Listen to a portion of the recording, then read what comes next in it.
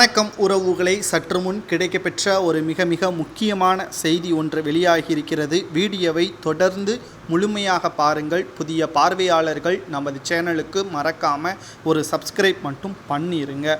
தற்பொழுது கண்டெய்னர் முழுவதுமாக கர்நாடகா காங்கிரஸிடம் இருந்து தமிழக நீர்வளத்துறை அமைச்சர் துரைமுருகன் அவர்கள் பணத்தை வாங்கியிருப்பதாகவும், அதன் மூலமாகத்தான் கர்நாடகா அரசை நீர்வளத்துறை அமைச்சர் துரைமுருகன் அவர்கள் எதிர்க்காமல் வேடிக்கை பார்த்து கொண்டிருக்கிறார் என்றும், தமிழக மக்களை அடிமையாகவும் முட்டாளாகவும் இவர்கள் பார்த்து வருவதாகவும் கடுமையான விமர்சனத்தை முன்வைத்து வருகிறார் தமிழக பாஜக தலைவர் அண்ணாமலை அவர்கள்.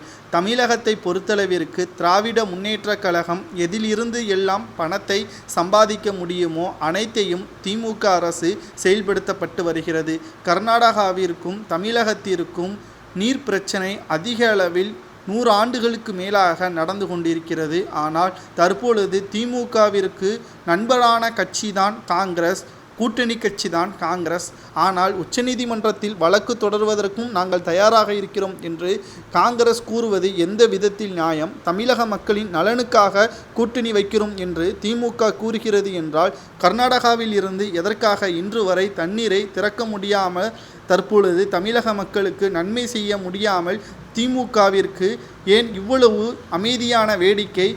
ஒருவேளை எதிர்த்து கேள்வி கேட்டால் கர்நாடகாவில் இருந்து வரக்கூடிய பணமோ சலுகைகளோ கிடைக்காமல் போகிவிடும் என்ற காரணத்தினால்தான் திராவிட முன்னேற்றக் கழகம், குறிப்பாக அமைச்சர் துரைமுருகன் அமைதியாக இருக்கிறாரா என்ற கேள்வியையும் தமிழக பாஜக தலைவர் அண்ணாமலை அவர்கள் முன்வைத்து வருகிறார். மேலும் தமிழகத்தில் மணல் கொள்ளை அடிப்பது துரைமுருகன் அவர்கள் என்பது நமது அனைவருக்கும் நன்றாகவே தெரியும். அமலாக்கத்துறை அதிகாரிகளும் வழக்கு பதிவு செய்திருக்கிறார்கள். இந்த மணல் அனைத்துமே கர்நாடகாவிற்கும் கேரளாவிற்கும் தான் கொண்டு செல்லப்படுகிறது. தமிழகத்தில் நீரை திறந்துவிட்டால் மணல் கொள்ளை அடிக்க முடியாது, அதன் மூலமாக பணம் சம்பாதிக்க முடியாது என்ற காரணத்தினால்தான் தற்பொழுது வரை திராவிட முன்னேற்றக் கழகம் மிக பெரிய அளவில் கர்நாடக அரசை எதிர்க்காமல் மௌனம் காத்து வருவதாக அண்ணாமலை அவர்கள் கூறியிருப்பது சரியா என்பதை உங்களது கருத்துக்களை கமெண்ட் வாயிலாக கூறுங்கள்.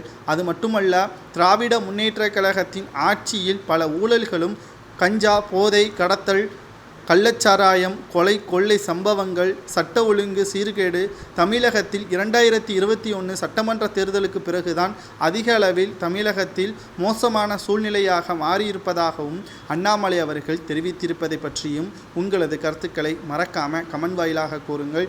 கண்டெய்னர் முழுவதுமாக பணத்தை பெற்றிருந்தால் துரைமுருகன் அவர்களுக்கு என்ன தண்டனை கொடுக்கலாம் என்பதையும் மறக்காமல் கமெண்ட் வாயிலாக கூறுங்கள்.